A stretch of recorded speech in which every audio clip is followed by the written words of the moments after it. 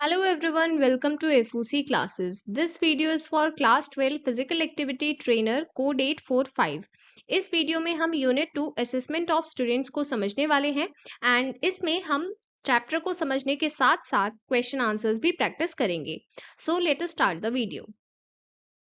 ये सभी टॉपिक्स हम इस चैप्टर में कवर करेंगे. ये सभी टॉपिक्स आपको कहाँ पर गिवन है या फिर आपको चैप्टर को कहाँ से कवर करना है?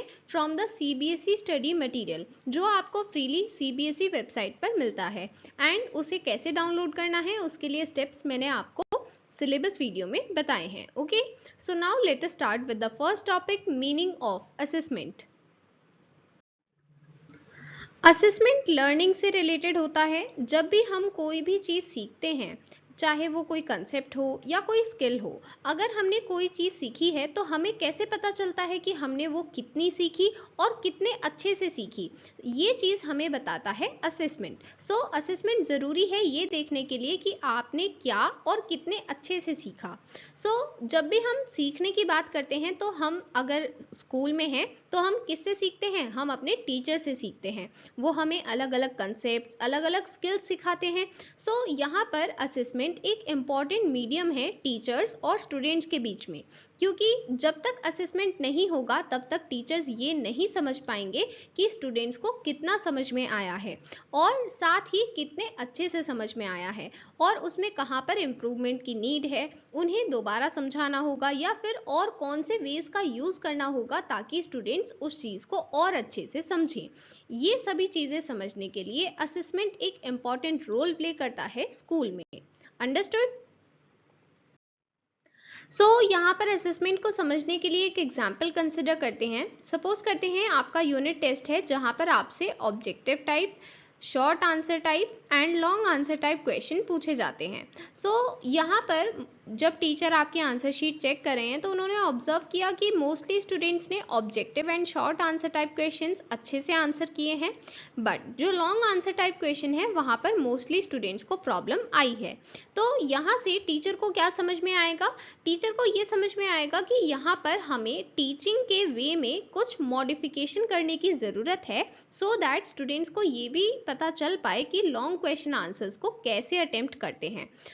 यहाँ पर टीचर को ये पता चला कि जो टीचिंग का मेथड है उसमें क्या चेंजेस नीडेड हैं, राइट?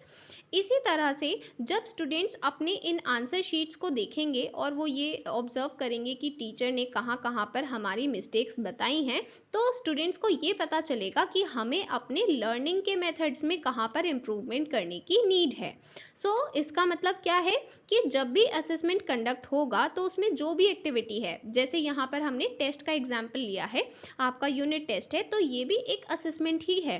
तो असेसमेंट में वो सभी एक्टिविटीज आती हैं जिसके थ्रू टीचर्स को पता चलता है कि उन्हें अपने टीचिंग के मेथड में क्या चेंजेस करने हैं एंड स्टूडेंट्स को पता चलता है कि उन्हें अपने लर्निंग में क्या चेंजेस करने हैं.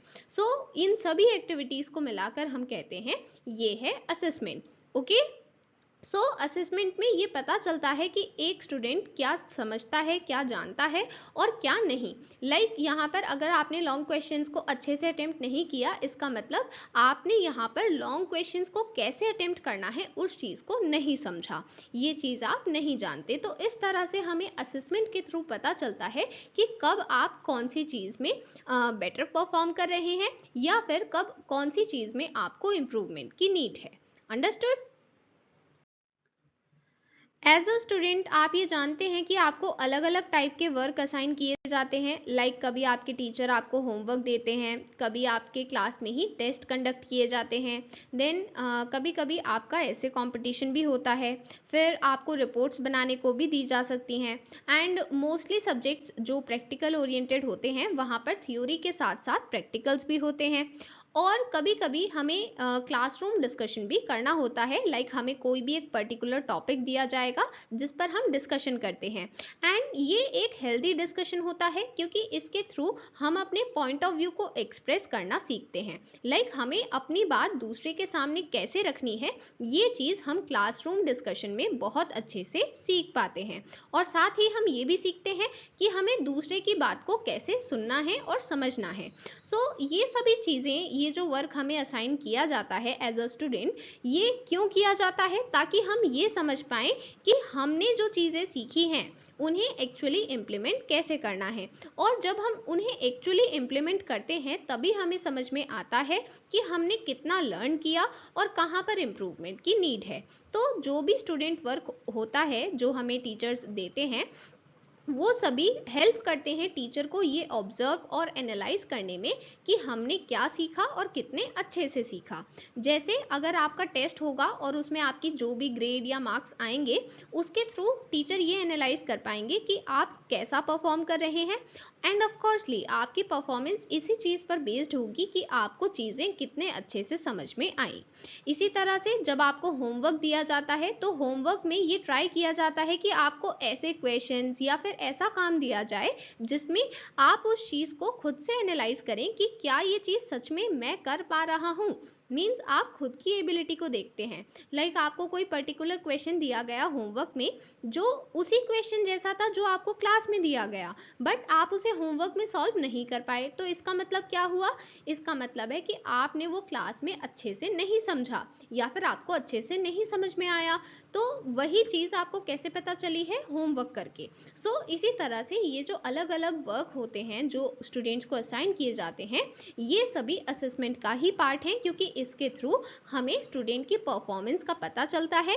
हमें पता चलता है कि वो चीज़ों को कितने अच्छे से समझ रहे हैं। अंडरस्टूड?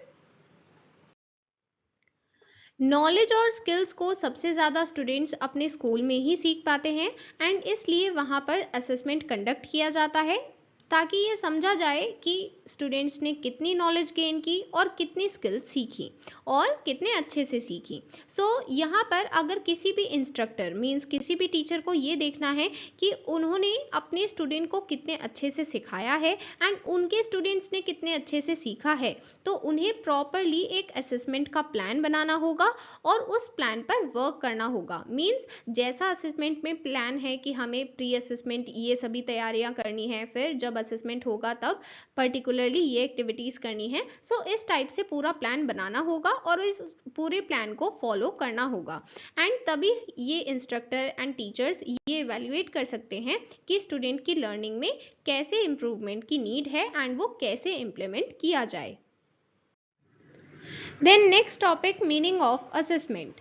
असेसमेंट एक लैटिन वर्ड से डिराइव हुआ है जिसका मतलब होता है असेस।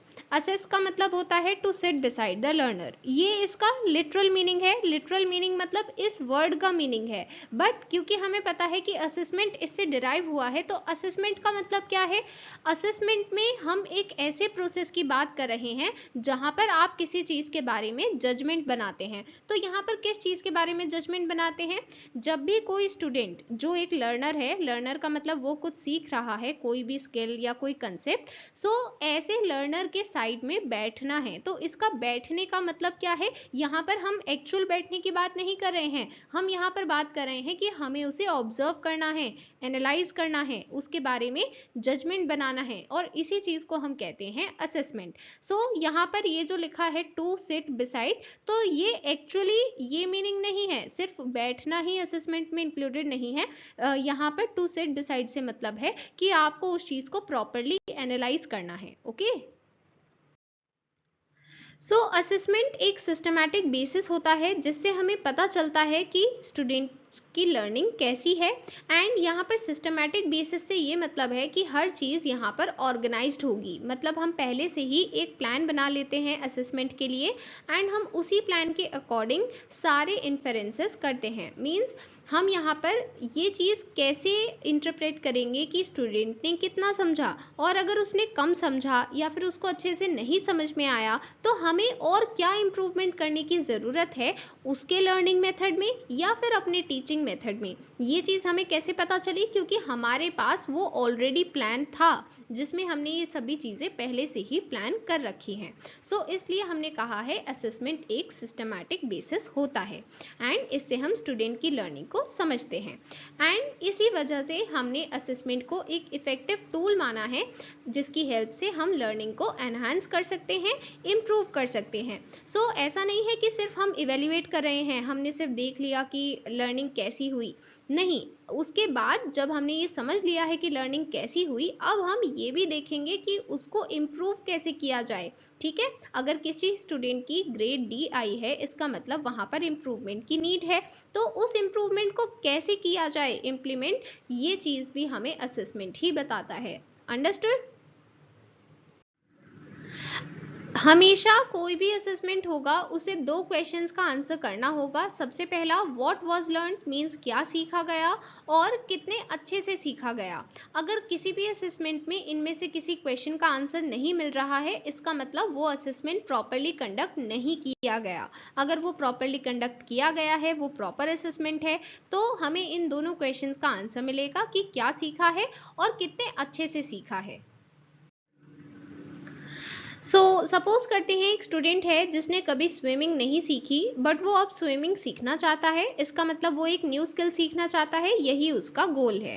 तो एज एन इंस्ट्रक्टर आपकी क्या रिस्पॉन्सिबिलिटी होगी? आप सबसे पहले उसे वो स्किल सिखाएंगे। एंड यहाँ पर ऐसा नहीं होगा कि आप पहले पूरी स्किल सिखाएं और फिर उसे असेस करें, नहीं। आपको पहले ही जब आप पढ़ा रहे हैं, कुछ समझा रहे हैं, आपको उसी के साथ असेसमेंट भी इंक्लूड करना है। मींस दोनों चीजों को सेपरेट नहीं रखेंगे। जब आपने उसे कुछ सिखाया तो आप उसे हैंड टू हैंड एसेस भी करें, इवेल्युएट भी करें, ये समझने के लिए कि जो आपने समझाया वो उसे समझ में आया या फिर नहीं। फॉर एग्जाम्पल, अगर आपको पूरे ईयर सिर्फ पढ़ाया जाता है और आपका कोई भी टेस्ट ना कंडक्ट कराया जाए, जैसे यूनिट टेस्ट होते हैं, पीरियोडिक टेस्ट होते हैं, तो क्या होगा? आपको कोई भी चीज end of the year learn नहीं होगी। क्यों नहीं होगी? क्योंकि आपका कोई असेसमेंट किया ही नहीं गया। इसलिए बीच बीच में आपके unit test, periodic test, half yearly test, इस तरह के टेस्ट होते हैं। क्यों होते हैं? सो दैट ये जो टीचिंग का प्रोसेस है ये कंप्लीटली सेपरेट ना रहे एंड असेसमेंट और टीचिंग साइमल्टेनियसली होते रहे, ताकि ये समझ में आता रहे कि आपको क्या समझ में आया, आपने कितना सीखा और कितना नहीं। तो इस चीज के लिए हमें दोनों चीजों को सेपरेट रखने की जरूरत नहीं है, हमें उन दोनों चीजों को साइमल्टेनियसली कैरी आउट करने की नीड है। एंड तभी हमें पता चल पाएगा कि स्टूडेंट अपना गोल अचीव करने के लिए आगे बढ़ रहा है या फिर नहीं, या फिर हो सकता है कि स्टूडेंट इस प्रोसेस में अपना गोल अचीव कर भी ले। तो ये सभी चीजें हमें कैसे पता चलती हैं? By the means of assessment. अब सपोज करते हैं आपके यूनिट टेस्ट 1 में आपको कहा गया है कि आपके चैप्टर 1 एंड 2 से क्वेश्चंस पूछे जाएंगे, यही आपका सिलेबस है टेस्ट के लिए, ठीक है। और टीचर ने आपको यही 2 चैप्टर्स पढ़ाए हैं, और फिर एग्जाम में आपको पता चलता है कि क्वेश्चंस चैप्टर 3 से भी आए हैं। तो आप क्या कहेंगे कि मैम ये तो सिलेबस में था ही नहीं और आपने ये चीज़ पढ़ाई भी नहीं, तो इससे क्वेश्चन कैसे पूछे गए हैं टेस्ट में?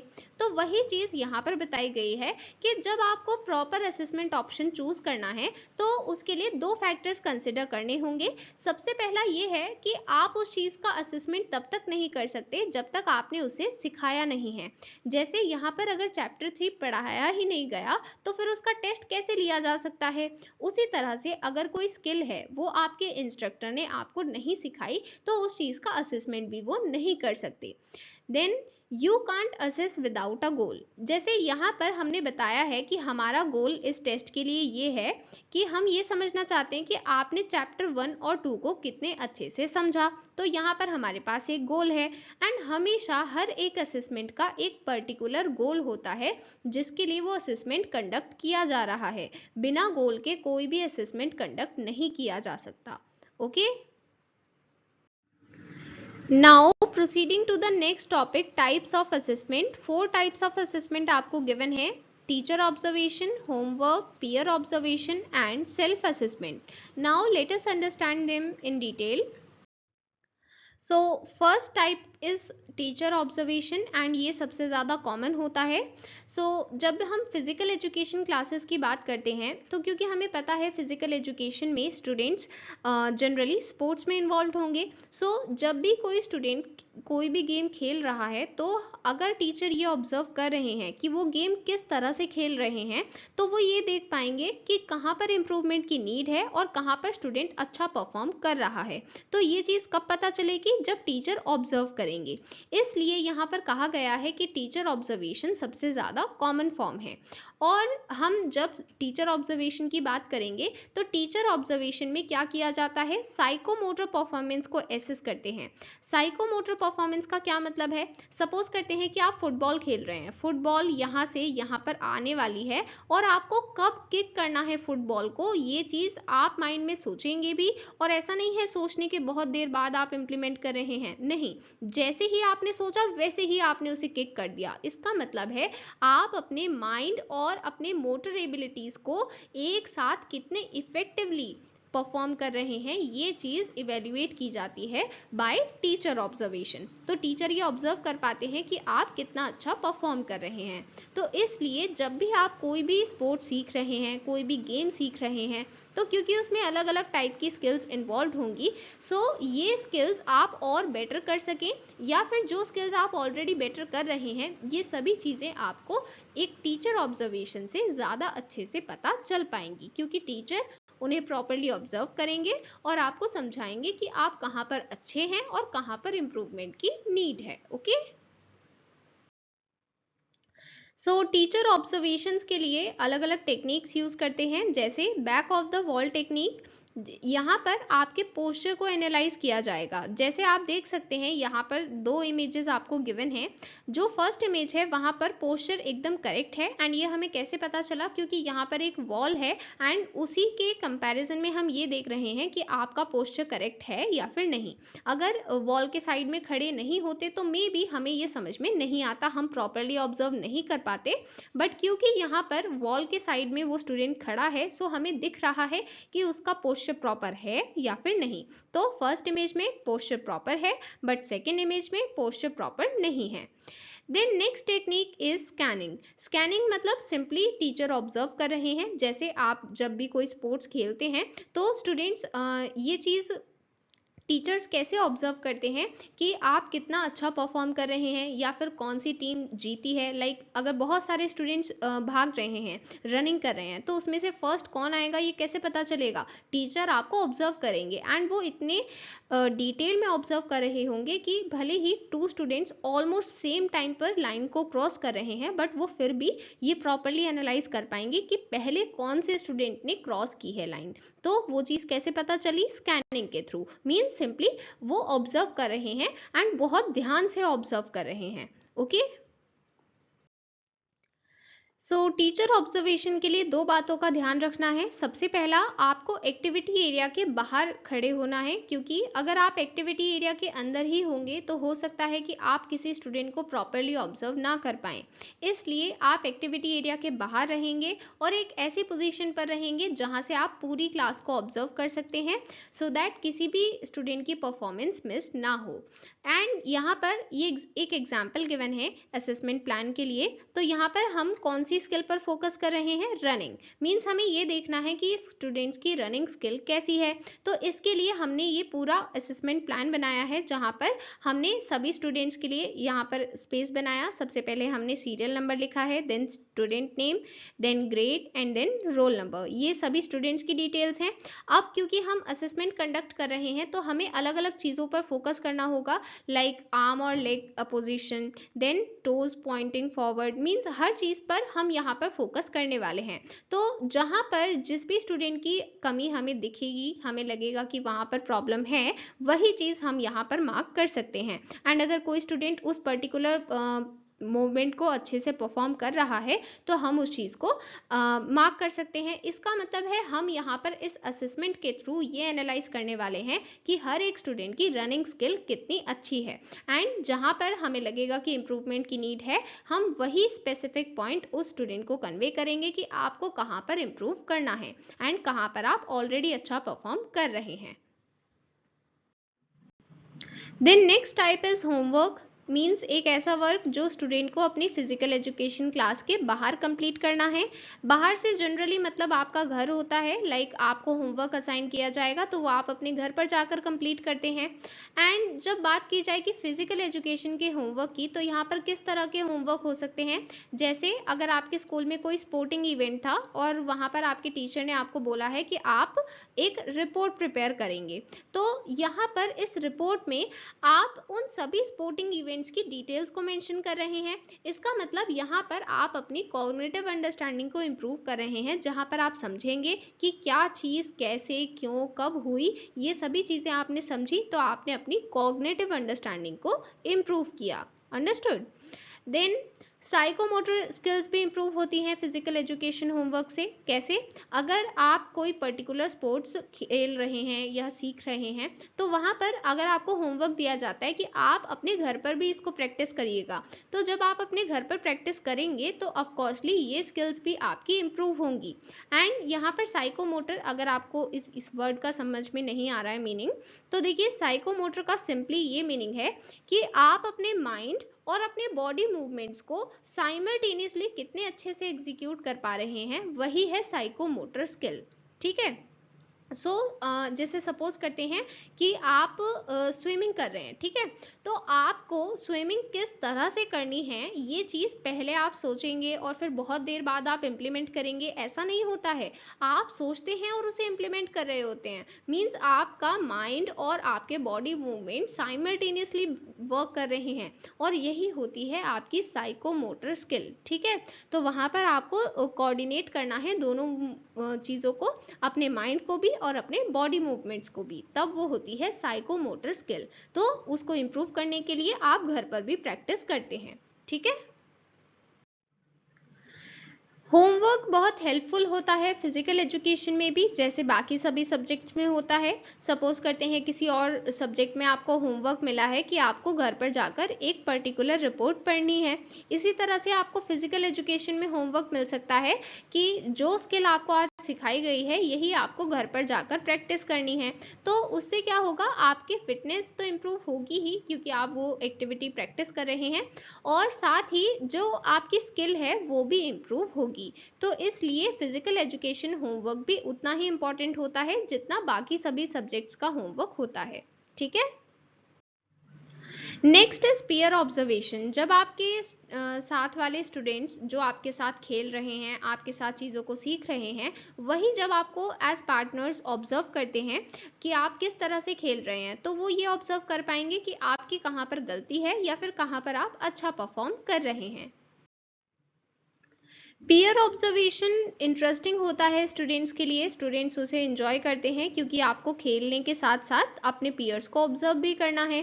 बट यहाँ पर टीचर्स को ये इंश्योर करना होगा कि वो पीयर ऑब्जर्वेशन के इंस्ट्रक्शन देने से पहले ही ये डिफाइन कर दें कि आपको पर्टिकुलरली कौन सा फैक्टर ऑब्जर्व करना है, क्योंकि अगर स्टूडेंट सिर्फ एक ही फैक्टर पर फोकस करेंगे तो वो ज़्यादा अच्छे से ऑब्जर्व कर पाएंगे और बता पाएंगे कि ये पर्टिकुलर परफॉर्मेंस कैसी थी या फिर इसमें इम्प्रूवमेंट की नीड है। Then next type is self assessment. यहाँ पर हम खुद का असेसमेंट करते हैं, हम खुद को ऑब्जर्व करते हैं कि हम कौन सी स्किल को कैसे परफॉर्म कर रहे हैं। एंड इससे हमें तब ज़्यादा बेनिफिट मिलता है जब हम किसी स्किल को सीखना स्टार्ट करते हैं, क्योंकि स्टार्टिंग में हम खुद को अच्छे से ऑब्जर्व कर सकते हैं कि हमें कहाँ पर प्रॉब्लम आ रही है। तो इसलिए सेल्फ असेसमेंट हमें उस टाइम पर सबसे ज़्यादा हेल्प करता है। जब हम कोई भी यूनिट पढ़ाते हैं तो उसमें अलग अलग कंपोनेंट्स होते हैं। सो जब भी आप किसी कंपोनेंट को इंट्रोड्यूस कर रहे हैं एंड प्रैक्टिस करा रहे हैं, तब आपको सेल्फ असेसमेंट इंट्रोड्यूस करना चाहिए। मींस आपको बताना चाहिए कि अब आप खुद को एसेस करें, क्योंकि जब तक स्टूडेंट खुद को एनालाइज नहीं करेंगे तब तक उन्हें नहीं समझ में आएगा कि वो कहाँ पर क्या चीज़ मिस कर रहे हैं या फिर उन्हें कहाँ पर क्या समझ में नहीं आया।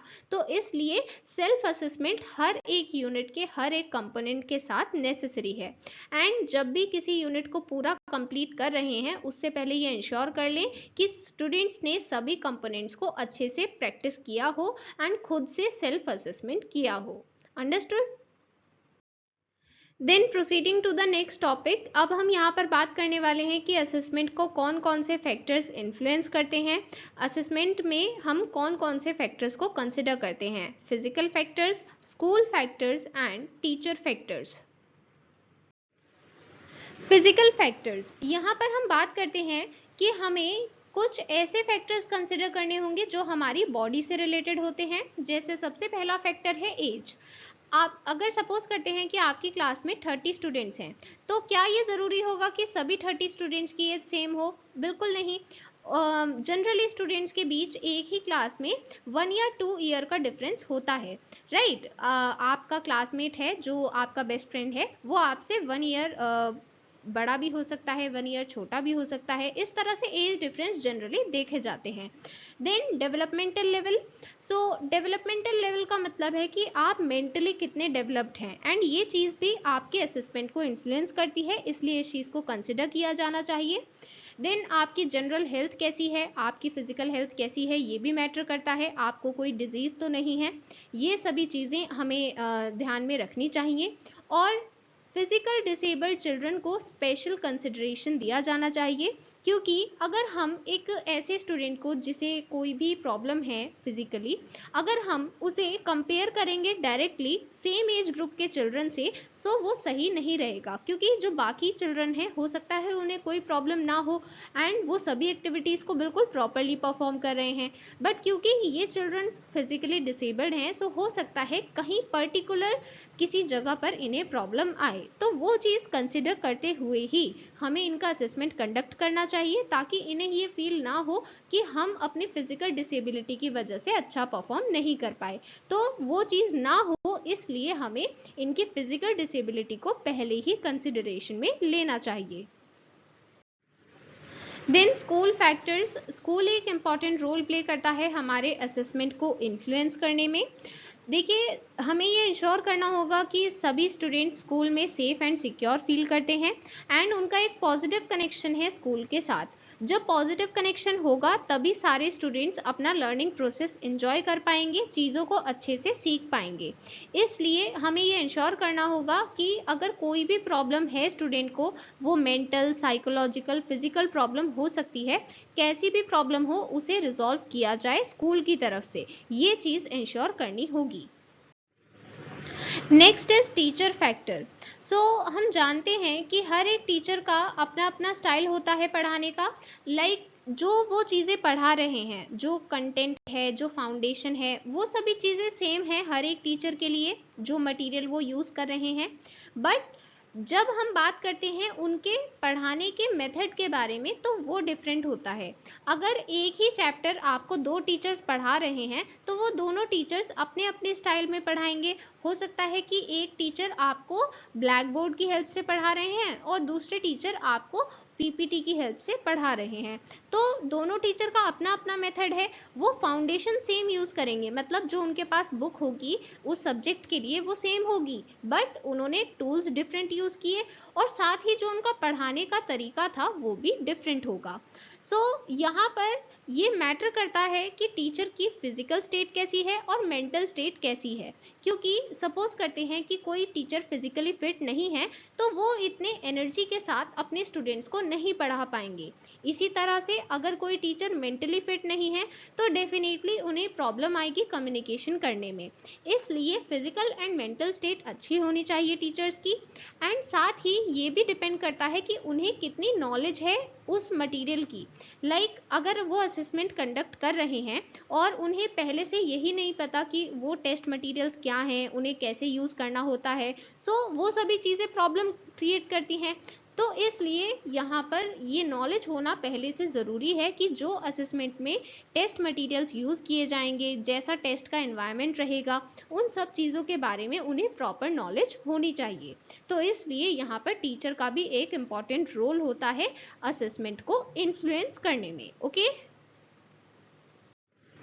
Now next topic assessment tools. यहाँ पर हम 3 असेसमेंट टूल्स के बारे में पढ़ने वाले हैं, checklist, assessment rubric and benchmark. First tool is checklist. Checklist का मतलब है एक लिस्ट होती है जिसमें हम वो सभी टास्क लिख लेंगे जो हमें यहाँ पर कंप्लीट करने हैं, और जैसे जैसे टास्क कंप्लीट होते हैं तो हम इसके आगे वाले बॉक्स को चेक कर देते हैं, ये इंडिकेट करने के लिए कि ये टास्क कंप्लीट हो गया है। तो इससे होता क्या है कि हम इजीली वेरीफाई कर सकते हैं कि जो भी इम्पोर्टेंट टास्क हैं वो सभी हमने लिख भी लिए हैं और साथ ही कंप्लीट भी कर लिए हैं। तो हम ये इजीली इसकी हेल्प से चेक कर सकते हैं।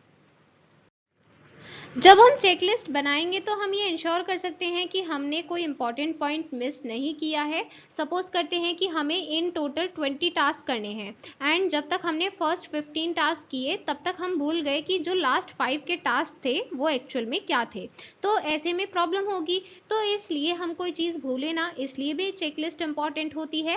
एंड साथ ही हर चीज़ एक ऑर्डरली और सिस्टमैटिक मैनर में हो। लाइक अगर ये 20 टास्क हैं तो जो सबसे इम्पॉर्टेंट है, जो सबसे पहले करना है, वो हम सबसे टॉप पर मेंशन करेंगे। तो इसी तरह से हम सभी चीज़ों को सिस्टमैटिक और ऑर्डरली मैनर में लिखते हैं एक चेक लिस्ट में, सो दैट हम सभी चीज़ों को प्रॉपरली एग्जीक्यूट कर पाएँ। ओके, 3 टाइप की चेकलिस्ट यहाँ पर गिवन है असेसमेंट के लिए। तो सबसे पहले है प्री असेसमेंट चेकलिस्ट। ये कौन सी चेकलिस्ट है? यहाँ पर हम ये बताते हैं कि असेसमेंट से पहले कौन कौन से टास्क कंप्लीट करने हैं। जैसे अगर हमें ये बताना है कि कौन कौन से मटेरियल्स रिक्वायर्ड हैं या फिर स्टूडेंट्स को इंस्ट्रक्शंस प्रोवाइड करने हैं असेसमेंट के लिए, ये सभी असेसमेंट के पहले कंडक्ट किए जाएंगे, इसलिए ये सभी प्री असेसमेंट चेकलिस्ट में मेंशन करेंगे। देन असेसमेंट डे मींस जिस दिन असेसमेंट है उस दिन भी हमें कुछ स्पेसिफिक टास्क परफॉर्म करने हैं एंड वो बहुत इंपॉर्टेंट होते हैं असेसमेंट के प्रॉपर एग्जीक्यूशन के लिए, सो वो सभी हम इस चेकलिस्ट में मेंशन करेंगे।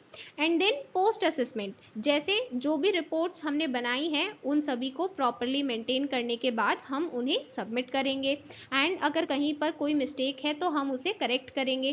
तो इस तरह से जो भी पोस्ट असेसमेंट रिस्पॉन्सिबिलिटीज हैं, टास्क हैं, वो हम यहाँ पर नोट डाउन करेंगे एंड इस तरह से यहाँ पर 3 चेकलिस्ट बनती हैं ताकि असेसमेंट प्रॉपरली कंडक्ट हो पाए एंड कोई भी इंपॉर्टेंट टास्क मिस ना हो। ओके,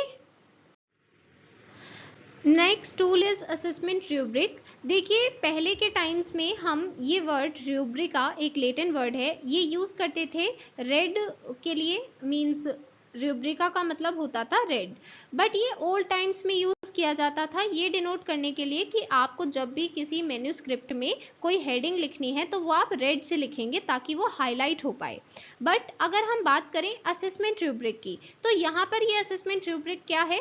यहाँ पर हम बात कर रहे हैं कि जब हमें स्टूडेंट के स्किल्स को एनालाइज करना है, उनके परफॉर्मेंस को देखना है कि वो कैसा परफॉर्म कर रहे हैं, तो उसके लिए कुछ पर्टिकुलर क्राइटेरिया होते हैं एंड इन सभी क्राइटेरिया का जब सेट बना दें तो उसे हम कहते हैं रूब्रिक एंड इसी के बेसिस पर हम बताते हैं कि इनकी परफॉर्मेंस कैसी है। असेसमेंट रूब्रिक हम इसलिए यूज कर रहे हैं ताकि हम किसी भी स्टूडेंट की परफॉर्मेंस को एनालाइज कर पाएं एंड ये देख पाएं कि उसकी स्किल कैसी है। तो स्किल एवेल्युएशन के लिए यूज करते हैं रूब्रिक।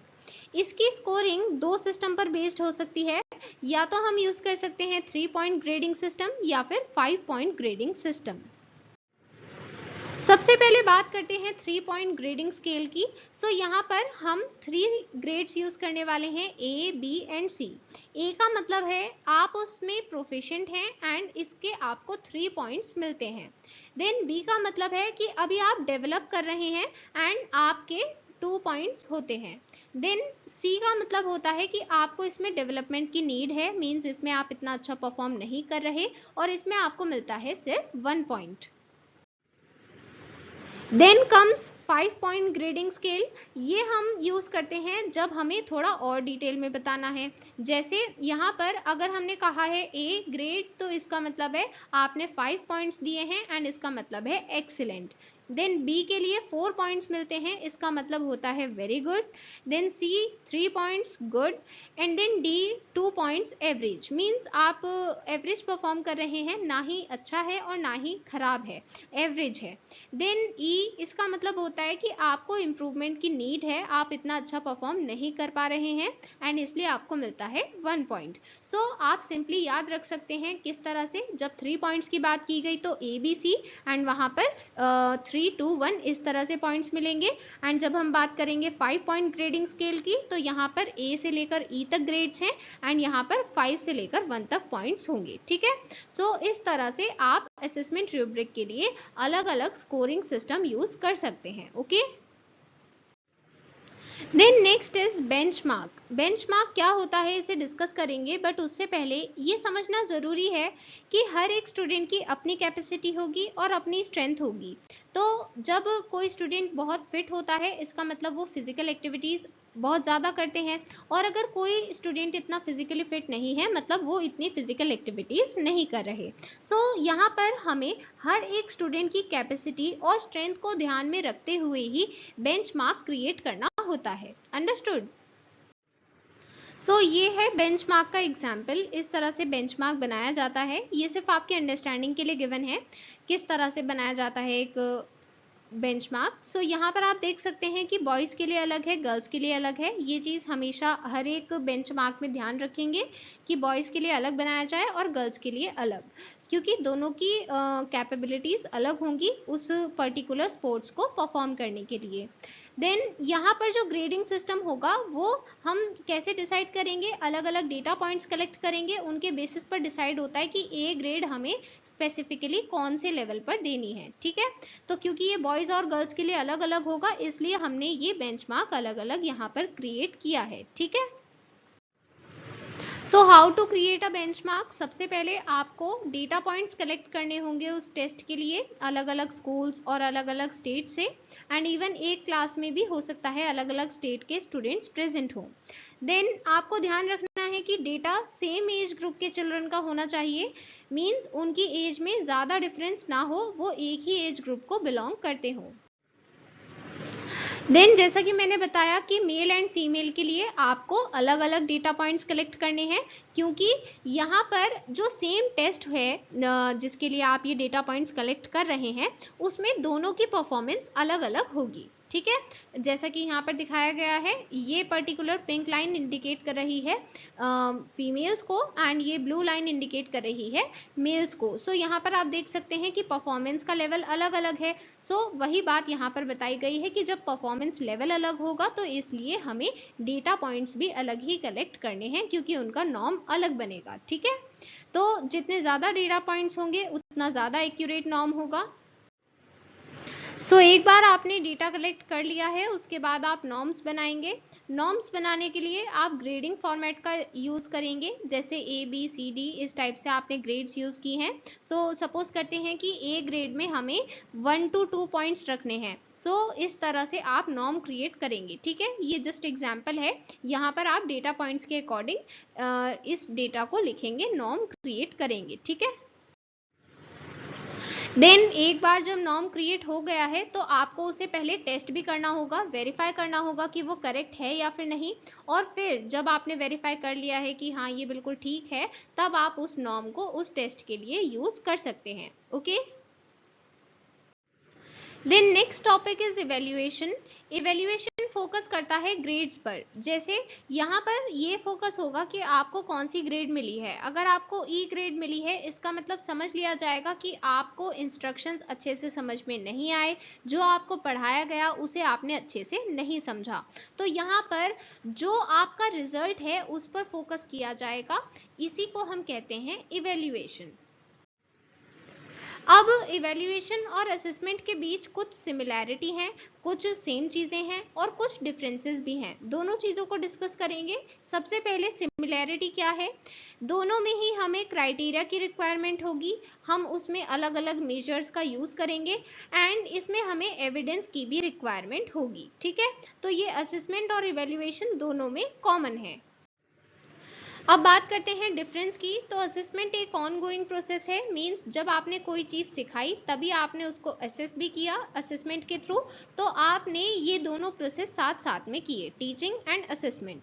बट इवेल्युएशन ये क्लोजर में आता है, मींस अगर आप कोई भी चीज़ सिखा रहे हैं और आपने उस चीज़ का इवेल्युएशन किया है बाद में, तो इस चीज़ का मतलब है कि आपने सिर्फ उनको रिजल्ट बता दिया है कि आपने ये चीज़ कितनी सीखी एंड दैट्स इट। मतलब आपने उस चीज़ को साइमल्टेनियस प्रोसेस में नहीं रखा। देन असेसमेंट से हमारी लर्निंग क्वालिटी इंप्रूव होती है। ऐसा क्यों? क्योंकि यहाँ पर ग्रेड्स तो प्रोवाइड किए ही जाते हैं, साथ में उसको इम्प्रूव करने का मेथड भी बताया जाता है एंड इसमें फीडबैक भी प्रोवाइड करते हैं। वहीं बात करें इवेल्युएशन की, तो ये सिर्फ हमारे लर्निंग लेवल को जज करता है, सिर्फ हमारी ग्रेड्स बताता है। जैसे अगर इसने बताया ए ग्रेड, तो इसका मतलब है कि आप एक्सीलेंट परफॉर्म कर रहे हैं, एंड अगर इसने बताया डी ग्रेड, इसका मतलब आप एवरेज परफॉर्म कर रहे हैं, या फिर जो भी उस ग्रेड का मीनिंग है। तो इसका मतलब है कि यहाँ पर हमें सिर्फ हमारी ग्रेड बताई जाएंगी, जिससे हम लर्निंग लेवल का पता कर सकते हैं, बट उसमें हमें ये चीज नहीं बताई जाएगी कि आप इम्प्रूव कैसे करें, वो चीज सिर्फ असेसमेंट में होगी। अंडरस्टूड? एंड इवेल्युएशन सिर्फ आपके शॉर्ट फॉल्स को शो करेगा। लाइक अगर आपकी ई ग्रेड है तो वहां पर लिखा होगा नीड्स इम्प्रूवमेंट, सो उसका मतलब है कि आपकी यहाँ पर कमी है, आपको इम्प्रूवमेंट की नीड है। तो इसने सिर्फ आपके शॉर्ट फॉल्स को दिखाया है, शॉर्ट कमिंग्स को दिखाया है। Understood? Now proceeding to next topic, types of evaluation. 3 types के इवेल्युएशन है। Next is formative evaluation. ये ऑनगोइंग प्रोसेस है and it is similar to assessment. जिस तरह से असेसमेंट में आपके लर्निंग प्रोग्रेस को मॉनिटर किया जाता है, एनालाइज किया जाता है और फिर आपको फीडबैक दिया जाता है कि आप कैसे उसे इम्प्रूव कर सकते हैं, उसी तरह से यहाँ पर भी आपके प्रोग्रेस को कॉन्टिन्यूसली मॉनिटर किया जाएगा और जहाँ पर भी फीडबैक की रिक्वायरमेंट है, आपको ये बताना है कि आप यहाँ पर अच्छा परफॉर्म कर रहे हैं या फिर आपको यहाँ पर इम्प्रूव करना है, ये सभी चीजें यहाँ पर होती हैं फॉर्मेटिव इवेल्युएशन में। ओके?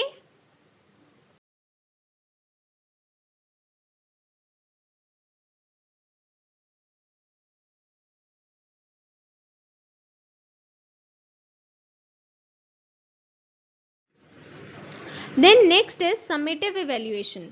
समेटिव का मतलब है यहाँ पर हम प्रोग्राम का आउटकम इवेल्युएट करते हैं, मतलब आपको उस प्रोग्राम से क्या सीखने को मिला है हम ये बताते हैं। जैसे आप कोई पर्टिकुलर कोर्स ज्वाइन करते हैं तो उसके लास्ट में जो आपको रिजल्ट मिलता है वो होता है समेटिव इवेल्युएशन, जिससे आपको ये बताया जाता है कि आपको उस प्रोग्राम से क्या मिला, आपने उस प्रोग्राम से क्या सीखा, ये चीज आपको बताई जाती है समेटिव इवेल्युएशन में।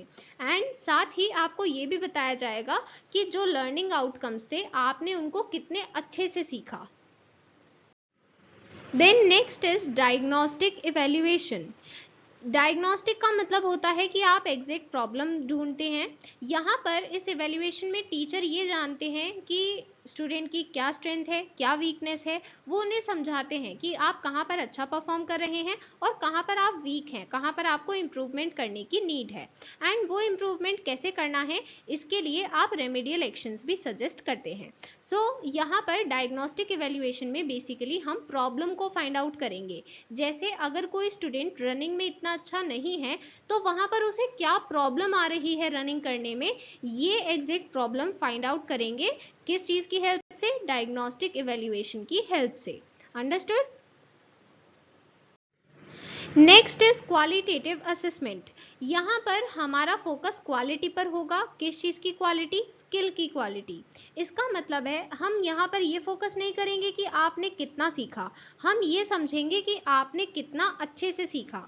एंड ये किस चीज पर बेस्ड होता है?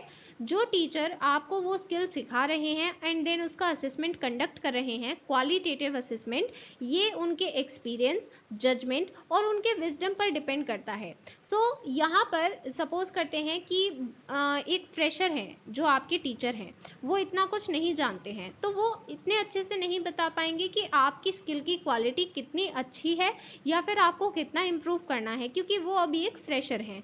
वहीं एक एक्सपीरियंस्ड, हाईली एक्सपीरियंस्ड टीचर होगा तो वो ज़्यादा अच्छे से बता सकता है कि आप स्टूडेंट्स कैसी स्किल, आपकी स्किल कैसी है और आप उसे कैसे इम्प्रूव कर सकते हैं उस क्वालिटी को। अंडरस्टूड? क्वालिटेटिव मेथड्स तब ज़्यादा यूज़फुल होते हैं जब हम उन्हें असेसमेंट के स्टार्टिंग से ही यूज़ करते हैं, क्योंकि इसकी हेल्प से हम एक सिचुएशन को डिस्क्राइब कर सकते हैं और साथ ही हमें पता चलेगा कि हमें कहाँ पर इंटरवीन करना होगा, मींस स्टूडेंट्स को गाइड करना होगा। ये हमें कैसे पता चलेगा कि हम कहाँ पर गाइड करें? जब हम क्वालिटेटिव मेथड्स को यूज़ करेंगे। क्वालिटेटिव असेसमेंट क्यूज और रूब्रिक्स पर बेस्ड होता है, इसलिए टीचर के पास रूब्रिक्स होना ज़रूरी है। रूब्रिक्स में क्या क्या इंक्लूडेड होगा? परफॉर्मेंस इंडिकेटर एंड उसका क्राइटेरिया, मींस आपने कैसा परफॉर्म किया और वो कौन सा क्राइटेरिया है, मींस आपने एक्सीलेंट परफॉर्म किया या फिर एवरेज है, ये चीज़ हमें कैसे पता चलेगी? इस रूब्रिक्स के थ्रू। नाउ अभी तक हमने समझा है क्वालिटेटिव असेसमेंट के बारे में, अब हम उसके स्टेप्स के बारे में डिस्कशन करेंगे। यहाँ पर हमें डिस्कस करना है असेसमेंट प्लान। असेसमेंट प्लान में जो हम ये सभी पॉइंट्स डिस्कस करेंगे, ये सभी क्वांटिटेटिव असेसमेंट के लिए भी सेम है। मींस जो फिलहाल हम डिस्कस कर रहे हैं ये हैं steps in qualitative assessment, but जब हम बात करेंगे स्टेप्स इन क्वांटिटेटिव असेसमेंट की, तब भी हम सेम असेसमेंट प्लान को यूज करेंगे। ठीक है, सो यहाँ पर असेसमेंट प्लान में सबसे पहले हम ऑब्जेक्टिव्स बताते हैं, मींस हम वो असेसमेंट क्यों कर रहे हैं, उसका क्या ऑब्जेक्टिव है, एंड ये सभी के पॉइंट ऑफ व्यू से बताना होगा। स्टूडेंट्स, पेरेंट्स, टीचर्स, स्कूल, सभी के पॉइंट ऑफ व्यू से बताना है कि इसके क्या क्या ऑब्जेक्टिव्स हैं। देन टेक्निक्स में हम इंक्लूड करते हैं वो सभी मेथड्स जो हम टेस्ट के लिए यूज करने वाले हैं। देन टाइमलाइन में इंक्लूडेड होता है प्लान ऑफ टेस्ट, मींस हमें पूरी प्रॉपर प्लानिंग के साथ उस टेस्ट को एग्जीक्यूट करना है।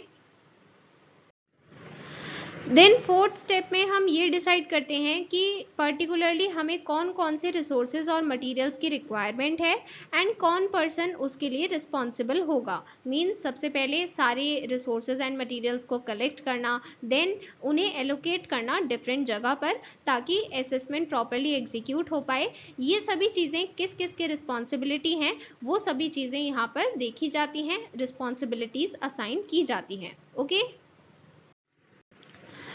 जब हम असेसमेंट प्लान बनाते हैं तो यहाँ पर असेसमेंट प्लान वैसे ही बनेगा जैसे हमने चेकलिस्ट बनाई थी pre assessment, assessment day and post assessment के लिए, उसी तरह से बनेगा assessment plan. Okay, next topic is quantitative assessment. यहाँ पर हम क्वालिटी की जगह क्वांटिटी पर फोकस करते हैं, मींस यहाँ पर हम नॉर्म रेफरेंस्ड असेसमेंट कंडक्ट करते हैं। यहाँ पर हमें टेबल ऑफ नॉर्म्स गिवन होगी, जैसे हमने पहले डिस्कस किया था कि हमने बेंचमार्क क्रिएट किया, उसी तरह का एक बेंचमार्क हम यूज करेंगे रेटिंग प्रोवाइड करने के लिए। यहाँ पर जो स्टूडेंट का स्कोर होगा वही असेसमेंट का बेसिक रिजल्ट होगा, तो हमें उस स्कोर से ही पता चलेगा कि स्टूडेंट ने कैसा परफॉर्म किया। तो यहाँ पर हमने क्योंकि स्कोर पर फोकस किया है, तो इसलिए हम कह रहे हैं कि ये है क्वांटिटेटिव असेसमेंट। क्वांटिटेटिव असेसमेंट से हमें पता चलता है कि जो लर्निंग का मेथड था और जो टीचिंग का मेथड था वो कितना इफेक्टिव था, ये हमें क्वांटिटेटिव मेथड की हेल्प से पता चलता है। Now here are different fitness parameters. अगर आपको फिटनेस का टेस्ट करना है तो फिटनेस के अलग अलग पैरामीटर्स का टेस्ट करना होगा। यहाँ पर सभी फिटनेस पैरामीटर्स एक फ्लो चार्ट की फॉर्म में गिवन है ताकि आप इजीली लर्न कर पाएं। Now let us study them one by one. First is aerobic capacity. Aerobic capacity का मतलब होता है कि आप ऑक्सीजन की प्रेजेंस में कोई भी एक्टिविटी कितनी देर कर सकते हैं, इस चीज़ को कहते हैं एरोबिक कैपेसिटी। इसको मेजर करने के लिए दो कॉमन टेस्ट का नेम यहाँ पर गिवन है, beep test and 600 metres run और वॉक।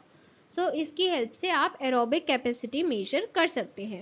एंड देखिए यहाँ पर जितने भी हम टेस्ट पढ़ने वाले हैं फिटनेस टेस्ट के लिए, ये सभी एक्चुअली आप इसमें क्या मेजर करेंगे, आप उसका स्कोर मेजर करेंगे, राइट। आप उसमें ये देखेंगे कि उस पर्टिकुलर पर्सन का क्या स्कोर है। तो इसीलिए क्योंकि यहाँ पर हमारा सारा फोकस स्कोर्स पर है, इसलिए हम कह रहे हैं कि ये सभी क्वांटिटेटिव असेसमेंट्स का पार्ट है। ठीक है, then next is anaerobic capacity. Aerobic capacity में हमने ऑक्सीजन की प्रेजेंस की बात की, तो एनएरोबिक में या तो ऑक्सीजन प्रेजेंट नहीं होगी या फिर बहुत कम अमाउंट में प्रेजेंट होती है। उस केस में कितना मैक्सिमम अमाउंट ऑफ फोर्स आप जनरेट कर सकते हैं उसे कहते हैं एनएरोबिक कैपेसिटी। जैसे 30 मीटर रन टेस्ट ये कंडक्ट किया जाता है, एंड 30 मीटर रन टेस्ट है तो यहाँ पर दो लाइंस होंगी, एक स्टार्ट और एक फिनिश लाइन, और उसके बीच में आपको वो डिस्टेंस कवर करना है। तो जितने कम टाइम में कवर करेंगे वही आपका टेस्ट स्कोर होगा। ठीक है, तो यहाँ पर इस तरह से एनएरोबिक कैपेसिटी के लिए हम यूज करते हैं 30 मीटर रन टेस्ट। ठीक है, जितने भी टेस्ट हम पढ़ रहे हैं इसमें आपको उस चीज़ की डेफिनेशन पता होनी चाहिए, जैसे एनारोबिक कैपेसिटी क्या है, एरोबिक कैपेसिटी क्या है। देन आपको उसके टेस्ट के नेम पता होने चाहिए, लाइक एनारोबिक कैपेसिटी के लिए 30 metre run test. And then आपको ये भी पता होना चाहिए कि उसका टेस्ट स्कोर क्या होता है, ठीक है। सो ये सभी चीज़ें आपको पता होनी चाहिए हर एक टेस्ट के लिए जो हम यहाँ पर डिस्कस कर रहे हैं, ठीक है। ये एग्जाम पॉइंट ऑफ व्यू से इंपॉर्टेंट है, ओके। फ्लेक्सिबिलिटी, सो यहाँ पर हम बात कर रहे हैं बैक की फ्लेक्सिबिलिटी के बारे में। मींस बैक का रेंज ऑफ मोशन कितना है, लाइक आप इस तरह से बैठकर अपनी बैक को कितना बेंड कर सकते हैं और इस हैंड्स को कितने आगे तक लेकर जा सकते हैं, वही आपके फ्लेक्सिबिलिटी को बताता है। इस टेस्ट को हम कहते हैं सिट एंड रीच टेस्ट। तो यहाँ पर इस पोजीशन में बैठना है, आपके फुट इस तरह से प्लेन एरिया पर होने चाहिए प्लेस्ड, एंड फिर आपको अपने हैंड्स इस तरह से आगे लेकर आने हैं। तो आप जितना आगे लेकर जा सकते हैं इसका मतलब आप उतना ही ज़्यादा बेंड कर रहे हैं। तो बेंड कर रहे हैं, जितना ज़्यादा बेंड करेंगे मतलब आपकी रेंज ऑफ मोशन बैक के लिए उतनी ही ज़्यादा है, ठीक है। तो यहाँ पर टेस्ट स्कोर क्या होगा, जो आपने ये डिस्टेंस कवर किया है सेंटीमीटर में, इसी को हम कहते हैं टेस्ट स्कोर। तो ये जितना ज़्यादा होगा उतनी ज़्यादा फ्लेक्सिबिलिटी, ठीक है। Then next is abdominal strength. Abdominal strength में यहाँ पर हम कंडक्ट करते हैं सिटअप्स टेस्ट, या फिर इसको कर्ल अप टेस्ट भी कह सकते हैं, क्योंकि इसमें हमें क्या करना होता है, इस तरह से स्ट्रेट पोजीशन में है, फिर हमें कर्ल अप करके ऊपर आना है, या फिर हम एक तरह से बैठ जाते हैं, तो इसलिए हम इसे सिटअप टेस्ट या फिर कर्ल अप टेस्ट भी कहते हैं। सो यहाँ पर टेस्ट स्कोर क्या होगा कि आप एक गिवन टाइम ड्यूरेशन में कितने नंबर ऑफ सिटअप्स परफॉर्म कर पाएंगे, कर्ल अप्स परफॉर्म कर पाएंगे, यही होता है टेस्ट स्कोर, ठीक है। Then next is explosive strength. अब एक्सप्लोसिव स्ट्रेंथ हमें दो चीज़ों के लिए पढ़नी है, लोअर बॉडी के लिए भी और अपर बॉडी के लिए भी। तो लोअर बॉडी के लिए होती है standing broad jump test, and यहाँ पर आप कितना डिस्टेंस जंप कर सकते हैं ये मीटर में मेजर किया जाएगा, एंड यही होता है टेस्ट स्कोर, ठीक है। तो जैसे इस पर्सन ने यहाँ से जंप किया और इस लाइन पर जंप किया है, यहाँ पर ये मार्क है, इस लाइन पर जंप किया है, सो ये डिस्टेंस मेजर किया जाएगा मीटर में, एंड इसी को हम कहेंगे test score. Explosive strength for upper body, यहाँ पर हम अपर बॉडी की एक्सप्लोसिव स्ट्रेंथ चेक कर रहे हैं, एंड इसके लिए हम टेस्ट यूज करेंगे ओवरहेड मेडिसिन बॉल थ्रो। इस तरह की बॉल होगी, एंड हम उसे इस तरह से हाथ में पकड़ेंगे एंड देन थ्रो करेंगे। सो थ्रो करने में क्योंकि हम अपर बॉडी का यूज कर रहे हैं एंड एक्सप्लोसिवली फेंकना है, मींस बहुत दम लगाकर फेंकना है ताकि वो दूर से दूर पहुंच पाए। सो यहाँ पर जितना भी डिस्टेंस मेजर किया जाएगा, आप जहां पर खड़े थे और फिर जहां पर आपने बॉल फेंकी है, जहां पर बॉल जाकर गिरी है, वहां तक का डिस्टेंस मेजर किया जाएगा और उसी डिस्टेंस को मीटर्स में मेजर करेंगे और वही होगा आपका टेस्ट स्कोर, ओके। क्योंकि हम बात कर रहे हैं फिटनेस टेस्ट की, तो हाइट और वेट भी हमें एक अच्छा मेजर प्रोवाइड करते हैं एक स्टूडेंट की हेल्थ और डेवलपमेंट का। मींस उसकी एज के अकॉर्डिंग उसकी हाइट और वेट सही है या फिर नहीं, ये चीज़ हम यहाँ पर चेक करते हैं, ओके। सो फिटनेस टेस्ट के लिए यहाँ पर हमने अलग अलग फिटनेस पैरामीटर्स डिस्कस किए। हमने सिर्फ कुछ ही टेस्ट डिस्कस किए थे हर एक पैरामीटर के लिए, बट यहाँ पर और भी टेस्ट के नेम्स गिवन हैं और साथ ही एज लिमिट भी गिवन है। सो इस टाइप के क्वेश्चंस आपसे एग्जाम में पूछे जा सकते हैं, तो आपको एज लिमिट भी लर्न करनी है और इसके लिए अलग अलग टाइप के टेस्ट भी लर्न करने हैं।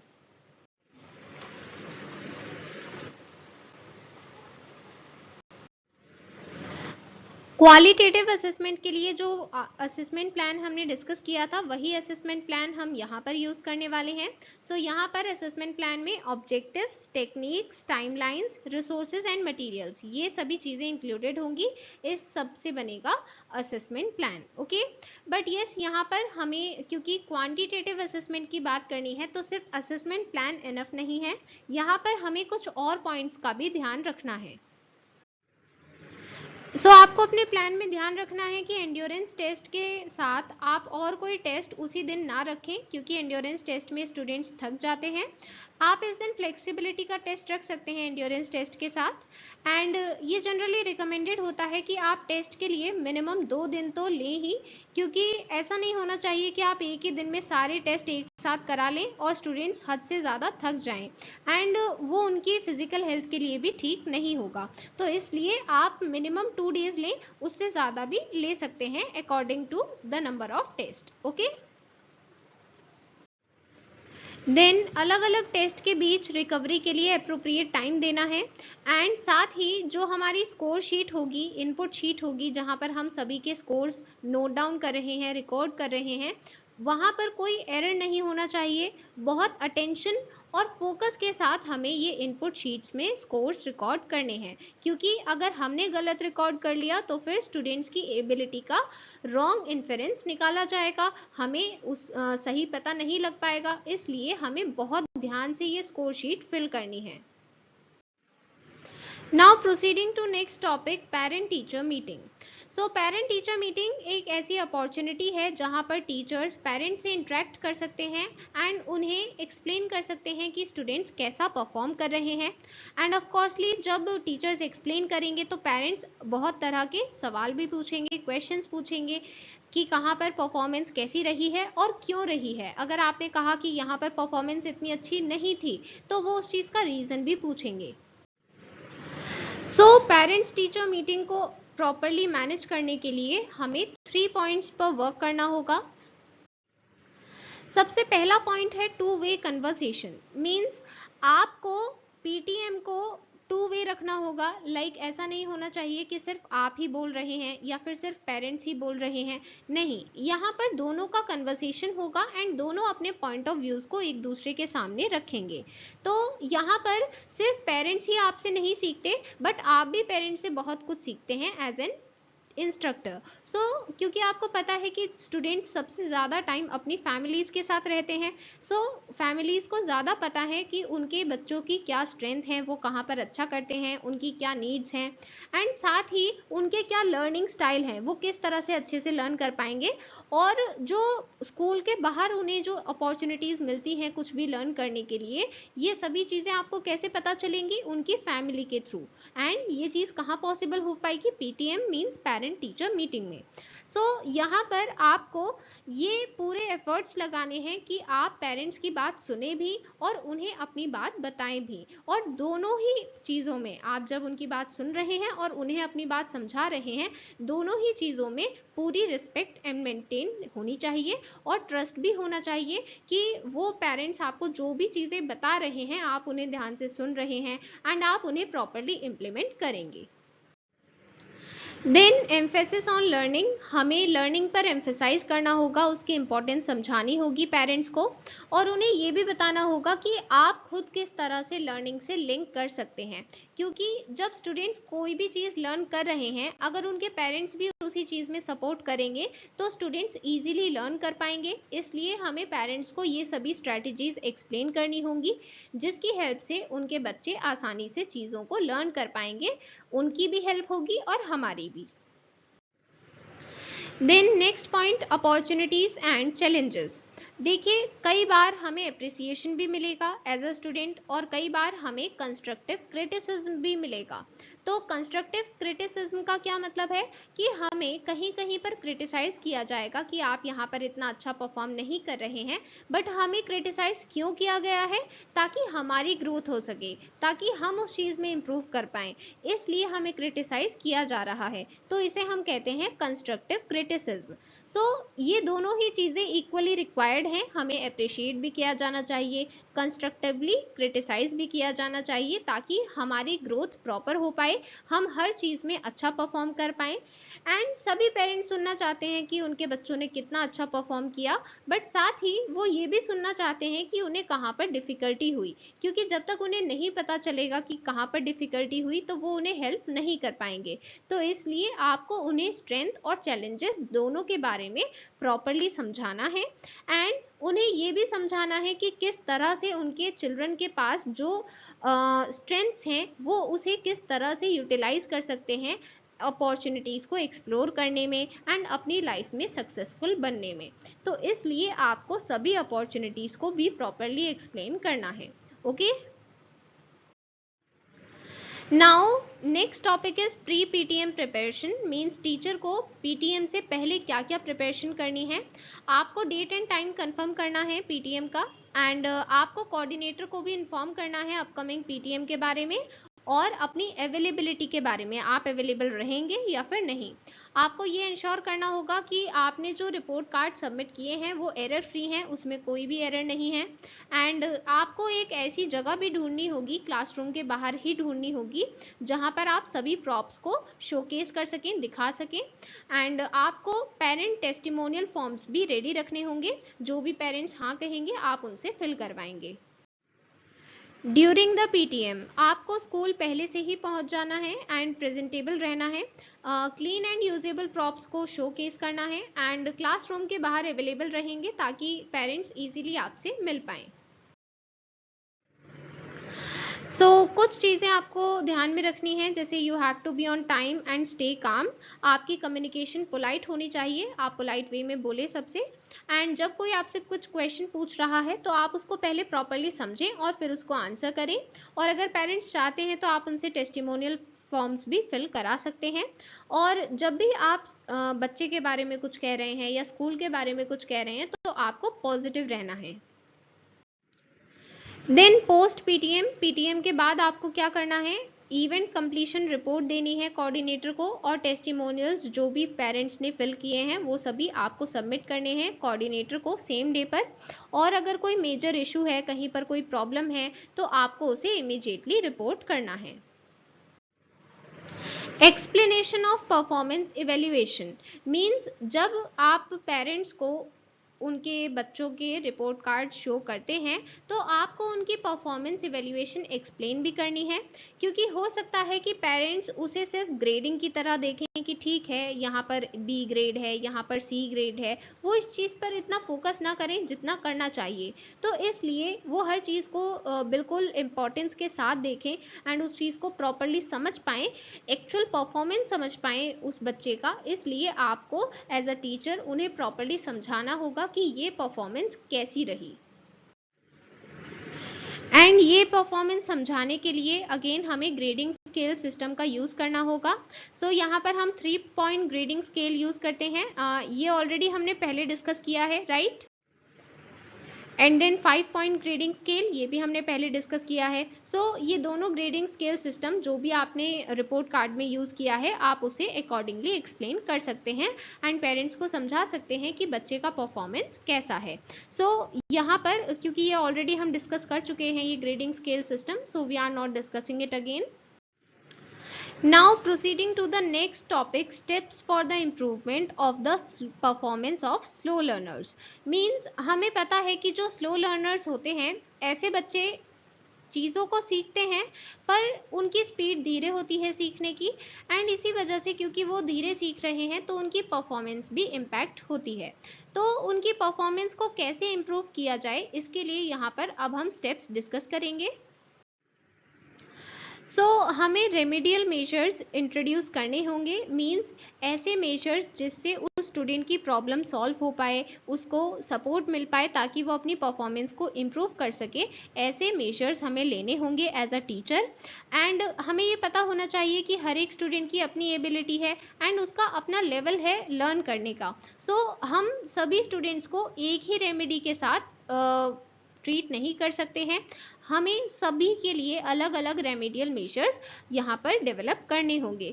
मींस अगर एक पर्टिकुलर स्टूडेंट है ए, वो अगर फास्ट लर्नर है, और एक स्टूडेंट है बी, वो स्लो लर्नर है, तो दोनों के लिए ही अलग अलग रेमेडी मेजर्स होंगे उनकी परफॉर्मेंस को इम्प्रूव करने के लिए। तो यहाँ पर हमें स्टूडेंट के अकॉर्डिंग ही उसके रेमेडियल मेजर्स को डेवलप करना होगा। क्योंकि हर एक स्टूडेंट के लिए अलग अलग रेमेडियल मेजर्स होंगे, तो इसलिए यहाँ पर हम सिर्फ एक एग्जाम्पल डिस्कस कर रहे हैं ये समझने के लिए कि रेमेडियल मेजर्स किस तरह के होते हैं। तो जैसे सपोज करते हैं कि एक स्टूडेंट है जिसकी एरोबिक कैपेसिटी इतनी अच्छी नहीं है, तो उसकी एरोबिक कैपेसिटी को इम्प्रूव करने के लिए हमने उसे कुछ मेजर्स सजेस्ट किए हैं। तो ये सभी मेजर्स हैं, late us understand them one by one. हमने एरोबिक कैपेसिटी के बारे में पहले भी डिस्कशन किया था। मैंने आपको बताया था कि एरोबिक कैपेसिटी का मतलब है कि ऑक्सीजन की प्रेजेंस में आप काम को कितनी देर कर सकते हैं, वही होती है एरोबिक कैपेसिटी। उसी चीज़ को यहाँ पर डिफरेंट वे में एक्सप्लेन किया गया है। और साथ ही ये बताया गया है कि अगर आप कार्डियो ट्रेनिंग करते हैं तो इससे आपका कार्डियोवैस्कुलर सिस्टम इम्प्रूव होता है, अच्छे से ऑक्सीजन कैरी हो पाती है एंड हेंस आपकी एरोबिक कैपेसिटी इंक्रीज होती है। कार्डियो ट्रेनिंग के लिए सबसे सिंपल स्टेप है वॉकिंग और रनिंग। सो कार्डियोवैस्कुलर फिटनेस को बनाए रखने के लिए आप वॉकिंग भी कर सकते हैं या फिर रनिंग भी कर सकते हैं एंड किसी भी टाइम जो टाइम आपको सूट करता है।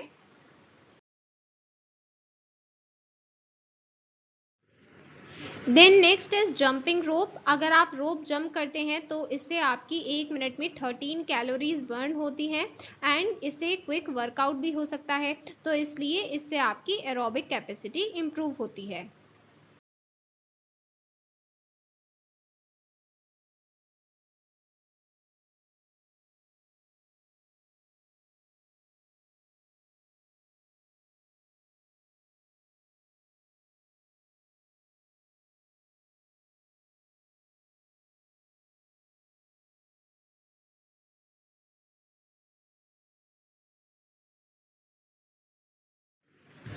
अगर आपको लग रहा है कि वॉकिंग या रनिंग के हिसाब से बहुत गर्मी है तो आप स्विमिंग भी ट्राई कर सकते हैं। इससे आपको गर्मी भी नहीं लगेगी और आपकी मसल, शोल्डर, आर्म्स सभी की एक्सरसाइज भी हो जाएगी और साथ ही फ्लेक्सिबिलिटी भी बनी रहेगी।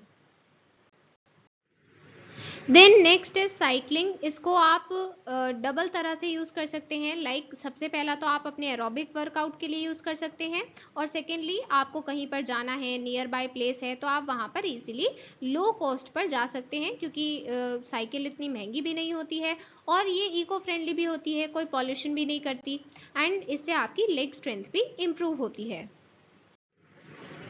Then next is dancing. आप इस तरह के डांस ट्राई कर सकते हैं जो फास्टर स्टाइल के होते हैं, जैसे jazz, hip hop, African, Latin American. इस तरह के फास्टर स्टाइल से आप अपना एरोबिक वर्कआउट कर सकते हैं और आप इंजॉय भी कर पाएंगे। सो यहाँ पर डांसिंग के थ्रू भी आप अपनी एरोबिक कैपेसिटी को इम्प्रूव कर सकते हैं। ओके। जब हम क्वेश्चन आंसर की बात करते हैं तो हमें जब बोर्ड एग्जाम के लिए क्वेश्चन आंसर प्रिपेयर करने हैं तो हमें पता होना चाहिए कि बोर्ड एग्जाम में किस तरह के क्वेश्चन आते हैं। तो इसके लिए पीएटी में हमारे पास टोटल 4 सोर्सेज हैं। सबसे पहला है सीबीएसई सैंपल पेपर। ये 3 ईयर से हमें सेम सैंपल पेपर दिया जा रहा है। मीन्स जो 2023 टू 24 सेशन के लिए दिया गया था वही 2024 2025 में रिपीट हुआ। ठीक है, तो मतलब आपके पास इन ऑल एक ही सैंपल पेपर है पीएटी के लिए। ठीक है, इसके बाद सीबीएसई क्वेश्चन पेपर जो बोर्ड एग्जाम होता है उसका क्वेश्चन पेपर। 2024 में फर्स्ट एग्जाम हुआ, इसके बाद 2025 and then 2026 means the latest board exam. ये सभी सोर्सेज हमारे पास हैं जिससे हम ये पता लगा सकते हैं कि किस टाइप के क्वेश्चन आंसर पूछे जा सकते हैं सो दैट हम उसी टाइप की प्रिपरेशन करें। ओके, तो यहाँ पर सबसे पहले जो सीबीएसई सैंपल पेपर है इसके लिए मैंने एक सेपरेट वीडियो बनाई है जिसमें मैंने सारे चैप्टर्स के क्वेश्चन आंसर्स डिस्कस किए हैं। ठीक है, इसके बाद जो सीबीएसई क्वेश्चन पेपर है 2024 2025 इनके लिए भी मैंने सेपरेट वीडियो बनाई है जिसमें सारे क्वेश्चन आंसर डिस्कस किए गए हैं। ठीक है, यहाँ पर जो हम क्वेश्चन आंसर डिस्कस करने वाले हैं वो होंगे 2026 क्वेश्चन पेपर से, मीन्स जो लेटेस्ट बोर्ड एग्जाम है। तो हमें पता होना चाहिए कि सबसे लेटेस्ट पैटर्न क्या है क्वेश्चंस का, किस तरह के क्वेश्चंस पूछे जा रहे हैं और हमें कैसे आंसर करना है। हमने चैप्टर को समझ लिया है, तो अब हम इस चैप्टर से जो लेटेस्ट क्वेश्चंस पूछे गए हैं उन्हें प्रैक्टिस करने वाले हैं। ओके, सबसे पहले हम स्टार्ट कर रहे हैं ऑब्जेक्टिव क्वेश्चंस के साथ। यहाँ पर आपको एमसीक्यू टाइप क्वेश्चंस मिलते हैं जनरली। यहाँ पर 1 मार्क क्वेश्चंस होंगे एंड उसमें 4 ऑप्शंस होंगे जिसमें से आपको करेक्ट 1 ऑप्शन चूज करना है। कई बार आपको ऐसे भी क्वेश्चंस देखने को मिलेंगे जिसमें आप कंफ्यूज हो जाएंगे 2 ऑप्शंस के बीच में, आपको लगेगा कि शायद दोनों ही ठीक हैं, बट हमेशा याद रखना है कि आपको एक ही चूज करना है, तो आपको बेस्ट ऑप्शन चूज करना होगा। ठीक है, भले ही आपको दोनों ऑप्शंस करेक्ट लग रहे हैं बट आप दोनों ऑप्शंस को आंसर में नहीं लिखेंगे, आप वहां पर बेस्ट सुटेबल ऑप्शन को सेलेक्ट करेंगे। Okay, here is the first question. देखिए, मैंने आपको पहले भी बताया है जब आप ये चैप्टर समझते हैं मीन्स आप लेक्चर देख रहे हैं तो यहाँ पर आपको लेक्चर समझ में आ जाएगा। बट अगर आप चाहते हैं कि आप खुद से चैप्टर को पढ़ें तो उसके लिए आपको सिर्फ एक ही मटेरियल को रेफर करना है and that is CBSE study material. Okay, so CBSE study material, उसकी पीडीएफ लिंक मैंने आपको डिस्क्रिप्शन में भी प्रोवाइड की है, आप उससे पढ़ सकते हैं चैप्टर को। एंड जितने भी क्वेश्चन आप यहाँ पर देखते हैं पर्टिकुलरली जो 1 मार्क क्वेश्चन होते हैं ये डायरेक्टली कंटेंट में से ही लिए जाते हैं जो सीबीएसई स्टडी मटेरियल का कंटेंट है। ठीक है, तो इसलिए जरूरी है कि अगर आप ऐसे क्वेश्चंस को बिल्कुल करेक्ट करना चाहते हैं तो एक बार आप खुद से भी रीडिंग करें। ठीक है, यहाँ पर लेक्चर में मैं आपको हर एक पॉइंट अच्छे से समझा देती हूँ, बट अगर आप उसको एक बार लेक्चर के बाद खुद पढ़ लेंगे तो आप उसको प्रॉपरली याद रख पाएंगे। ठीक है, फिर कोई भी मिस्टेक नहीं होगी। ओके, सो यहाँ पर फर्स्ट क्वेश्चन है, ये भी डायरेक्टली कंटेंट से है। In physical education teacher observation is most suitable for, तो टीचर ऑब्जर्वेशन सबसे ज्यादा सुटेबल किस चीज के लिए है? तो यहाँ पर मैंने आपको बताया कि आपको ऐसा लग सकता है कि एक से ज्यादा ऑप्शन करेक्ट हैं, बट हमें कौन सा ऑप्शन चूज करना है जो बेस्ट सुटेबल है। ठीक है, तो यहाँ पर बेस्ट ऑप्शन कौन सा है? टीचर ऑब्जर्वेशन सबसे अच्छा होता है क्रिटिकल एलिमेंट्स को एसेस करने के लिए। ठीक है, मतलब जो भी स्किल आप सीख रहे हैं आप उसके क्रिटिकल एलिमेंट्स को अच्छे से सीख पाए हैं या नहीं, जिससे आपके मेच्योर मोटर पैटर्न्स बन रहे हैं, ऐसे क्रिटिकल एलिमेंट्स आप सीख पाए हैं या नहीं, ये चीज एसेस करने के लिए टीचर ऑब्जर्वेशन सबसे ज्यादा सुटेबल होती है। ठीक है, तो यहाँ पर करेक्ट ऑप्शन होगा बी। एंड मैंने आपको पहले भी बताया है जब भी आप एमसीक्यू टाइप क्वेश्चन का आंसर लिखते हैं तो उसमें ऑप्शन नंबर और ऑप्शन दोनों मेंशन करने हैं। ठीक है, ऐसा नहीं है कि सिर्फ आप ऑप्शन बी लिखाएं या फिर सिर्फ आपने आंसर लिख दिया है और ऑप्शन नंबर नहीं लिखा है, ऐसा नहीं करना है, दोनों चीजें मेंशन करनी है। ठीक है, next question, aerobic capacity refers to the ability to sustain activity for a longer duration in the presence of dash. तो एरोबिक कैपेसिटी में हमने पढ़ा था, एरोबिक कैपेसिटी मींस जब ऑक्सीजन की प्रेजेंस में हम कितनी देर तक कोई एक्टिविटी कर सकते हैं, so that is aerobic capacity. So the correct answer is option D, oxygen. Next question, which test is used to measure anaerobic capacity in students? So anaerobic capacity means जहां पर ऑक्सीजन की absence में हम कितनी देर activity को perform कर सकते हैं, तो इसके लिए हम कौन सा टेस्ट यूज करते हैं इसे मेजर करने के लिए? So the correct answer is 30 meter sprint test, option A. Then in most fitness test a student score is compare to, तो स्टूडेंट स्कोर हम किस चीज से कंपेयर करते हैं? हमारे पास नॉर्म टेबल्स होती हैं जिससे हम कंपेयर करते हैं कि स्टूडेंट ने कैसा परफॉर्म किया। So the correct answer is option D. Next question, what should be given between different test to ensure accurate results? So अगर हमें एक्यूरेट रिजल्ट्स चाहिए इसके लिए हमें इंश्योर करना होगा कि डिफरेंट टेस्ट के बीच में एप्रोप्रिएट रिकवरी टाइम होना चाहिए। सो the correct option is a. Next question, one key difference between assessment and evaluation is that assessment is dash while evaluation provides closure। तो हमने mainly 4 difference पढ़े हैं and वहीं से ये statement pick की गई है, but यहाँ पर as it is word नहीं लिखा हुआ है, but हमें उसका meaning तो पता है, हमने discuss किया था assessment is ongoing। ongoing का मतलब क्या है? जो continuous है। ठीक है, तो यहाँ पर correct option होगा D, assessment is continuous। Next question, post assessment, what should be done before uploading the data on Excel sheets? Excel sheets पर डेटा अपलोड करने से पहले हमें क्या इंश्योर करना है? हम डेटा को केयरफुली चेक कर लें ताकि कोई भी मिस्टेक ना हो। So the correct option is C. Next, what should not be done if you don't know the answer to a parents query? अगर हमें पेरेंट की क्वेरी के लिए आंसर नहीं पता, जो उन्होंने डाउट पूछा है उसका आंसर नहीं पता, तो हमें क्या नहीं करना है? तो यहाँ पर जो इस तरह के कीवर्ड्स हैं इनको मिस ना करें वरना आप गलत आंसर भी दे सकते हैं। नॉट क्या नहीं करना है? सो हमें यहाँ पर रॉन्ग आंसर नहीं देना है। ठीक है, सो यहाँ पर लिखा है गिव अ रॉन्ग और रैंडम आंसर, तो हमें ये नहीं करना। So the correct option is C. Okay, so we have completed objective questions from chapter 2 from 2026 board question paper, and now we are proceeding to subjective questions of the question paper. Question 1, what do you understand by assessment rubric? Explain a 3-point grading scale to assess performance. तो सबसे पहले हमें बताना है assessment rubric क्या है। तो rubric का मतलब है जहां पर हम सेट ऑफ क्राइटेरिया बना लेते हैं, मींस जिससे हम ये पता लगा सकें कि स्टूडेंट की परफॉर्मेंस कैसी है। सो यहाँ पर हमसे पर्टिकुलरली 3 पॉइंट ग्रेडिंग स्केल के बारे में पूछा गया है। तो 3 पॉइंट ग्रेडिंग स्केल क्या होती है, जहां पर ए बी सी इस तरह से ग्रेड्स दिए जाते हैं। तो यहाँ पर ए का मतलब होता है प्रोफिशिएंट, जिसके लिए 3 पॉइंट्स होंगे, मींस आप उस स्किल में बहुत अच्छे हैं।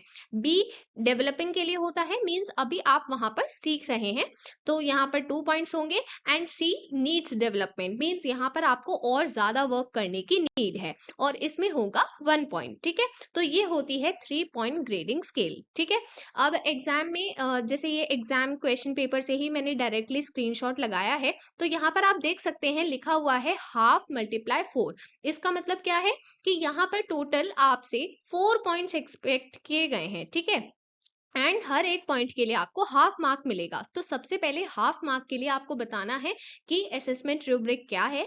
इसके बाद आपको 3 पॉइंट ग्रेडिंग स्केल को एक्सप्लेन करना है। तो यहाँ पर ये 3 पॉइंट्स हैं, इनके लिए भी हाफ हाफ मार्क मिलेगा। ठीक है, तो इस तरह से कंप्लीट क्वेश्चन 2 मार्क्स का हो जाता है। ठीक है, next question, mention any 4 important points to remember on the day of assessment. तो जिस दिन असेसमेंट है उस दिन हमें कौन कौन सी बातें ध्यान रखनी है, उसमें से कोई भी 4 पॉइंट्स हमें मेंशन करने होंगे। एंड यहाँ पर 2 मार्क्स का क्वेश्चन है और 4 पॉइंट्स पूछे गए हैं, इसका मतलब हमें शॉर्ट पॉइंट्स लिखने हैं। ठीक है, तो सबसे पहला हमें इंश्योर करना है कि assessment area clean and safe होना चाहिए। इसके बाद जो रूल्स एंड इंस्ट्रक्शंस हैं क्लियरली स्टूडेंट्स को एक्सप्लेन करने हैं, स्टूडेंट्स को प्रॉपर वार्म अप देना है। एंड जब टेस्टिंग एरिया से वो लीव कर रहे हैं टेस्ट देने के बाद, उसके लिए उन्हें कूल डाउन एक्टिविटीज भी करानी है उससे पहले। ठीक है, next question, while organizing qualitative assessment in physical education, explain the pre and post assessment responsibilities of a teacher। तो यहाँ पर लिखा है 2+2=4, मतलब हमें प्री असेसमेंट रिस्पॉन्सिबिलिटीज के लिए 2 मार्क्स मिलेंगे और पोस्ट असेसमेंट के लिए भी 2 मार्क्स मिलेंगे। बट यहाँ पर इसका मतलब ये नहीं है कि आप सिर्फ 2 पॉइंट्स लिख देंगे, बिकॉज हमारे पास पॉइंट शॉर्ट है, इसलिए हम 4 पॉइंट्स मेंशन करेंगे। ठीक है, सो जब भी आप लॉन्ग आंसर लिख रहे हैं वहां पर इंश्योर करें कि आप वर्ड लिमिट का भी ध्यान रखें। ठीक है, सो यहाँ पर सबसे पहले आप यहाँ पर हेडिंग रख देंगे। ठीक है, हेडिंग प्रॉपरली लिखें, लाइक कैपिटल लेटर्स, एंड उसको अंडरलाइन कर दें ताकि वो प्रॉपरली हाईलाइट हो। ठीक है, सो इस तरह से हमने पहले हेडिंग लिखी है प्री असेसमेंट रिस्पॉन्सिबिलिटीज। हमें असेसमेंट से पहले क्या क्या देखना है, तो सबसे पहले हमें असेसमेंट रिपोर्ट टेम्पलेट प्रिंसिपल से अप्रूव कराना है। देन असेसमेंट प्लान एचओडी के साथ शेयर करना है। देन जिन स्टूडेंट्स को मेडिकल इश्यूज हैं उनकी प्रॉपर लिस्ट बनानी है एंड कोऑर्डिनेटर को नोटिफाई करना है। Then required props equipment available होना चाहिए, ये हमें इंश्योर करना है। ठीक है, इसके बाद post assessment responsibilities.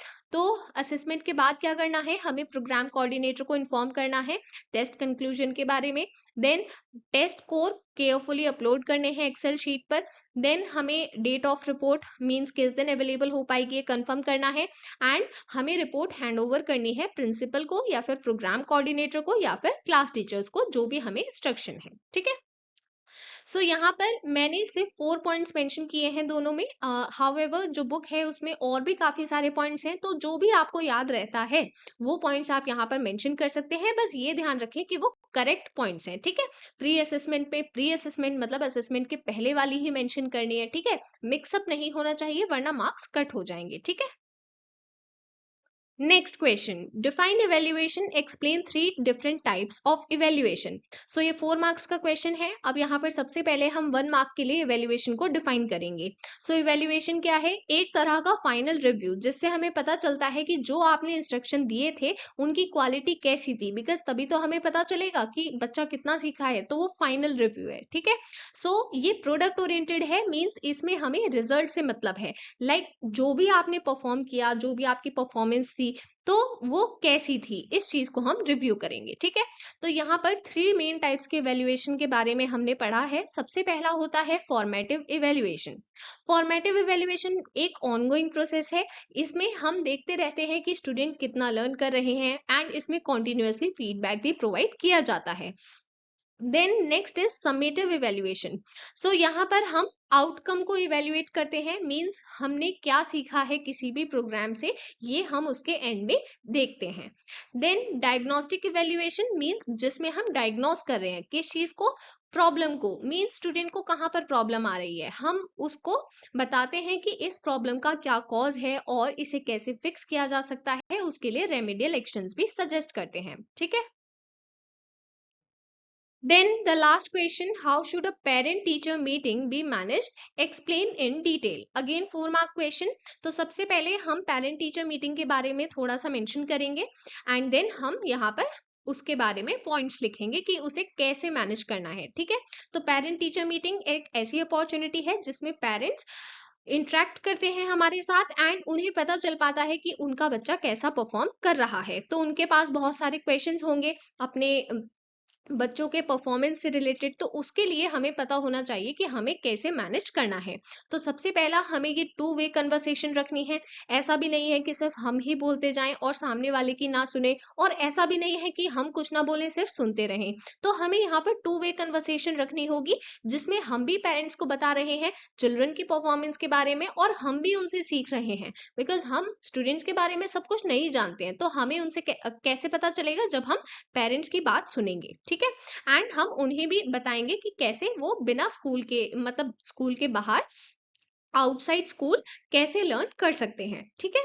Then emphasis on learning means हमें यहाँ पर एम्फेसाइज करना होगा कि स्टूडेंट लर्निंग में आपका क्या सपोर्ट है, आप कैसे स्टूडेंट्स को हेल्प कर सकते हैं। Then opportunities and challenges. तो हमें पता है कि सभी पेरेंट्स अपने बच्चों पर प्राउड होते हैं और उन्हें अपने बच्चों के स्ट्रेंथ के बारे में तो सुनना ही होता है, बट वो ये भी जानना चाहते हैं कि उन्हें प्रॉब्लम कहाँ पर आ रही है, वो चैलेंजेस कहाँ पर फेस कर रहे हैं। तो ये दोनों चीजें हमें क्लियरली बतानी होंगी ताकि वो अपने बच्चे को हेल्प कर पाए ग्रो करने में। तो ग्रो कैसे करेंगे, जब वो अपनी स्ट्रेंथ को बनाए रखेंगे और अपने चैलेंजेस पर काम करेंगे। ठीक है। तो ये सभी वेज हैं जिसके थ्रू हम पीटीएम मैनेज कर सकते हैं। ठीक है। सो यहाँ पर हमने इस चैप्टर के क्वेश्चन आंसर कंप्लीट किए हैं from the latest board exam question paper and यहाँ पर मैंने आपको चैप्टर भी समझाया, क्वेश्चन आंसर भी प्रैक्टिस कराए। सो अब जब भी ये चैप्टर रिवाइज करना है तो आपको क्या करना है, सिंपली आप एक बार इस चैप्टर को बुक से पढ़ लेना। ठीक है। कौन सी book, CBSE study material PDF, जिसका लिंक डिस्क्रिप्शन में गिवन है। ठीक है। सो यहाँ पर हमने इस वीडियो को कंप्लीट कर लिया है। अब हम नेक्स्ट वीडियो में मिलेंगे जहां पर हम नेक्स्ट चैप्टर को डिस्कस करेंगे। If you have any doubt you can ask me in the comment section. We'll meet you soon in the next video. Till then, bye everyone.